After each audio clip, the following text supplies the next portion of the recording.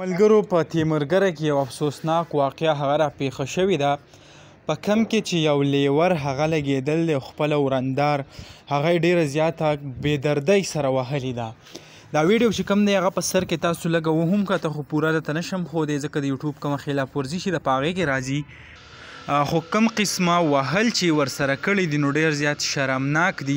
دا داسې چل وکړي چې دا کس راشي هغه کومه ورندار چې وي هغه ته په کمره کې پټه شوې وي نو دا پسې راشي وایي چې هغه کومه ښځه چې ده دلته ده نو هغه چې کله د کمرې نه راوځي نو دې سره یو لوړ ورسره وي په هغې باندې پیره کېږي وهي یې